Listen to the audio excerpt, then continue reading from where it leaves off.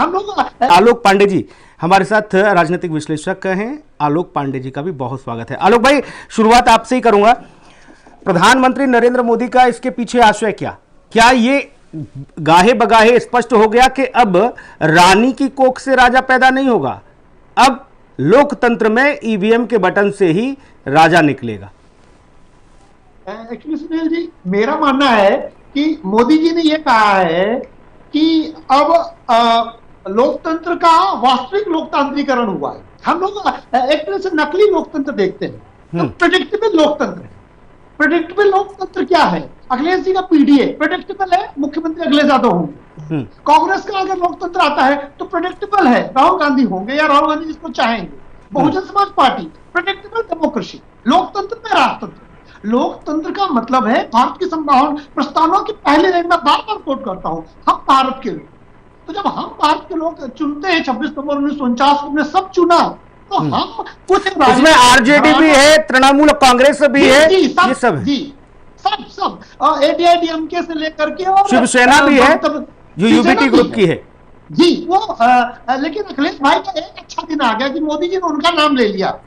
तो मतलब ये है कि बीजेपी मान रही कि उत्तर प्रदेश से लड़ाई उन्हीं से है, लेकिन यहाँ पर असली पीडीए वर्सेस नकली पीडीए, राजतंत्रात्मक पीडीए वर्सेस लोकतंत्रात्मक पीडीए है। मोदी जी ने कहा पीडीए हमारे पास भी है, लेकिन जो हमारा पीडीए है वो डेमोक्रेटिक पीडीए है, वो अनप्रेडिक्टेबल पीडीए। अखिलेश जी को हर बार तिनके के सहारे की आवश्यकता होती है। वो कहावत है कि डूबते को तिनके का सहारा सही, लेकिन यहां तो तिनका ही ले डूबता है, ये भी आशय नजर आया। बोले फिर तिनका ढूंढ रहे हैं। देखिए एक्चुअली ऐसा है, अखिलेश भाई के पास माफ करिएगा मैं कठोर शब्द प्रयोग कर रहा हूं, अखिलेश भाई के पास कोई एक ऐसा मुद्दा नहीं टकरा रहा है 10-12 सालों में जिसमें वो स्थिर रह पाए। स्थिरता की कमी है।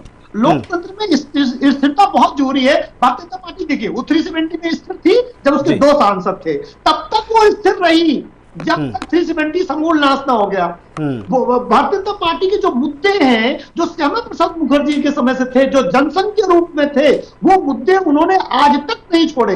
अखिलेश जी बार बार अपने मुद्दों से एक तरह से वेरिएट कर जाते हैं, उन्हें अपने लिए गए निर्णयों पर शायद इतना भरोसा नहीं रहता, इसलिए उनके लिए प्रॉब्लम आती है।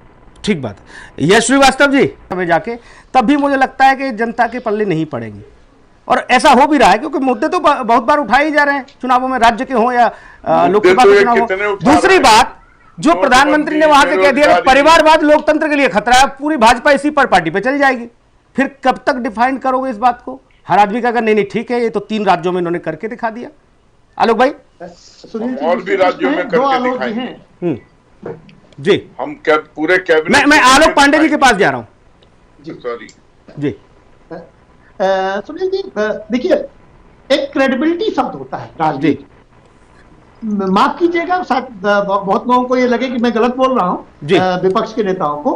क्रेडिबिलिटी इस समय विपक्ष के पास कमजोर है। हम ये नहीं कह रहे कि बीजेपी जो मोदी जी का सब सही पत्थर की रकील है, लेकिन अगर देश की जनता कह रही है भैया मोदी जी कह रहे हैं यही पत्थर की रकील है, हम चुनाव में उन्हीं को जिताएंगे, इसका मतलब आप जनता की नस नहीं पकड़ रहे हैं। आप कहते हैं 10 उदाहरण देंगे बीजेपी के, बीजेपी में परिवारवाद है, लेकिन जनता जान रही है कि जेपी नड्डा के पहले जो अध्यक्ष थे उसके बाद उनके बेटा अध्यक्ष नहीं बने।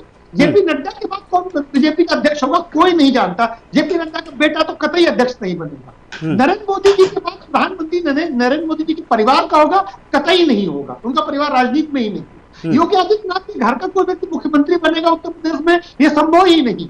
परिवारवाद का मतलब यह है कि एक सीट आप सर्वोच्च सीट जनता के लिए रिजर्व, अपने परिवार के लिए रिजर्व कर दे।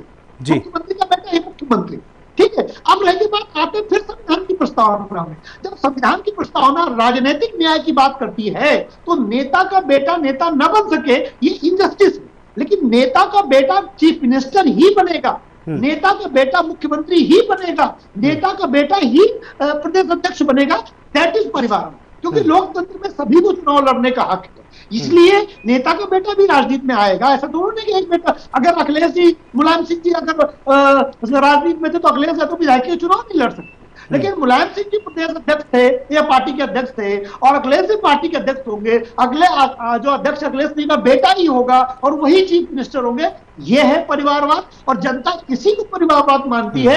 अब विपक्ष कोई दूसरा परिवारवाद लेकर के आ जाए, उसकी परिभाषा कि ये विधायक है। देखिए, विधायक नेता नहीं होता, ठीक, याद रखिएगा, नेता जो नेतृत्व करे। ठीक है आलोक जी, इसमें एक कदम और आगे बढ़कर बहन जी ने उनको सर्वे सर्वा बना दिया बसपा का। काशीराम जी सोच रहे होंगे वहां स्वर्ग से कि बताओ मैंने इसीलिए ये सब चीजें की थी क्या? उनकी आत्मा रो रही होगी सर। उन्होंने कहा था राजनीति में अगर सरवाइव करना है, मायावती भी उनके परिवार की नहीं थी, काशीराम ने अपने परिवार किसी भी को नहीं आया, और मायावती जी ने भाषण में कहा था लखनऊ से कि मैं बसपा आंदोलन को आगे लेके जाऊंगी और कभी मेरे परिवार। ठीक है, मैं अब छोटी छोटी टिप्पणियां चाहूंगा बाकी मेहमानों से। मैं यश श्रीवास्तव आपके पास आऊंगा। क्या इन सब सारी चीजों से जो प्रयोग अब तक हुए हैं, इनसे अगर हमें पता है नुकसान हो रहा है, तो क्या हमें लाइन चेंज नहीं करनी चाहिए? क्या इस बात पर हमें अमल नहीं करना चाहिए कि वास्तविकता यही है कि जनता इस चीज को अब पसंद नहीं कर रही? देखिए आलोक जी, सबसे बड़ी बात यह है कि यहाँ सुनील जी यहाँ पे सबसे बड़ी बात यह है कि हमारे आलोक पांडे जी ने परिवारवाद की परिभाषा भी लोगों के लिए तय कर दी कि भैया यही परिवारवाद है और कोई परिवारवाद नहीं है। यानी इंदौर में वो जो बल्लेबाज घूम रहा है, वो किसी को भी बल्ला मारे, कुछ भी करे, उस पर कोई सवाल उठाए ही ना, क्योंकि वो परिवारवाद नहीं है। वाह पांडे जी। दूसरी बात, हमारे जो आलोक वत्स जी हैं, इनको भी इन्फ्लुएंसर बन जाना चाहिए। हिपोक्रेसी की सीमा वाला जो मीम है वो इन्हीं के लिए बनाया गया है। इन्हें शर्म नहीं आती है बोलते हुए कि बीजेपी इतनी बड़ी पार्टी है तो उसमें 2-4 लोग आ गए तो क्या हो गया, जबकि मैंने आपको दिखा दिया बीसीसीआई में जो शाह साहब बैठे हुए हैं, हमारे जय शाह, वो कितने लायक हैं, कितनी मेहनत से बीसीसीआई पहुंचे। तो भाई साहब ऐसा है, पांडे जी और हमारे वत्स जी, परिवारवाद क्या है उसकी परिभाषा आपके हिसाब से मोल्ड तो नहीं होगी कि आपने कह दिया साहब ये परिवारवाद है और ये परिवारवाद है तो पूरा है, नहीं है तो पूरा नहीं है। ये पूरा कच्चा चिट्ठा ये जज्बा भी, ये जो जज्बा है ना यश भाई, ये भी बहुत अच्छी बात है, ये होना भी चाहिए। इसी जज्बे को सलाम है, प्रणाम है आपके। मैं रविंद्र जी आपके पास आऊंगा। वो सवाल जो यश जी से था, क्या परिवारवाद से थोड़ा सा इतर हटके हमें नहीं सोचना चाहिए पार्टी स्तर पर? राजनीति की कोई एक परिभाषा कभी भी रही नहीं है जी।